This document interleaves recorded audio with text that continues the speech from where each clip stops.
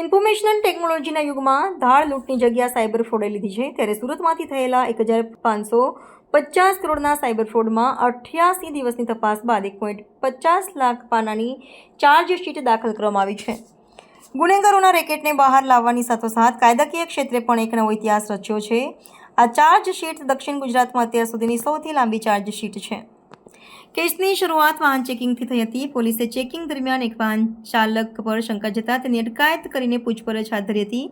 જોકે આ તપાસ દરમિયાન વાહન ચાલક પાસેથી અમુક બેંક એકાઉન્ટ સંબંધિત ડોક્યુમેન્ટ્સ મળી આવ્યા હતા, જેના કારણે પોલીસની શંકા વાહન ચાલક પર વધી.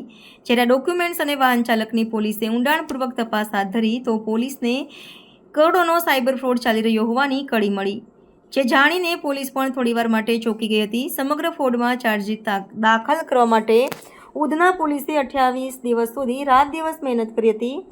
અત્યાર સુધીમાં સાયબર ફ્રોડના ભોગ બનેલા લોકો, બેંક કર્મચારીઓ અને અન્ય સંબંધિત વ્યક્તિઓ સહિત 200 જેટલા લોકોની પૂછપરછ કરી નિવેદનો નોંધાયા હતા. પોલીસે આ તપાસ દરમિયાન એકત્રિત કરેલા પુરાવાઓ, ટેકનિકલ વિશ્લેષણ અને નિવેદનોના આધારે 1.50 લાખ પાનાની ચાર્જશીટ તૈયાર કરી હતી. જોકે આ ચાર્જશીટમાં મહત્વની વાત એ છે કે મુખ્ય ચાર્જશીટ ફક્ત 18,000 પાનાની છે.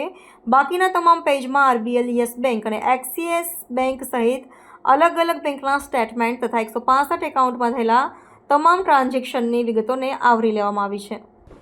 ગઈ તારીખ 22/5/2025ના રોજ ઉધના પોલીસ ઉધના વિસ્તારમાં વાહન ચેકિંગમાં હતી. એ દરમિયાન એક વ્યક્તિ મળી આવેલ શંકાસ્પદ, જેના વાહનનું તલાશી લેતા એમાંથી મ્યુલ અકાઉન્ટ્સના જે ડોક્યુમેન્ટ હોય એ મળી આવતા પોલીસને શંકા ગયેલી અને એના આધારે પોલીસે ઊંડાણપૂર્વકની તપાસ ચાલુ કરેલી, જેમાં કુલ 4 આરોપીઓની ધરપકડ કરવામાં આવેલી અને આરોપીઓ પાસેથી કુલ 165 બેંક અકાઉન્ટ મળી આવેલા, જેમાં એના ટ્રાન્ઝેક્શનો ચેક કરતાં કુલ્લે 1,550 કરોડ રૂપિયાના ટ્રાન્ઝેક્શન હતા.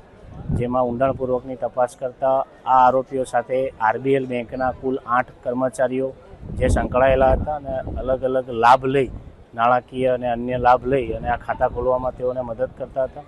જે તમામ તપાસ કર્યા બાદ કુલ્લે 88 દિવસની તપાસ કર્યા બાદ પોલીસે ઉપરોક્ત 4 આરોપીઓ જે છે એના વિરુદ્ધમાં આજે ચાર્જશીટ કરી છે અને કુલ 1,50,000 જેટલા પાનાની ચાર્જશીટ કરવામાં આવી છે.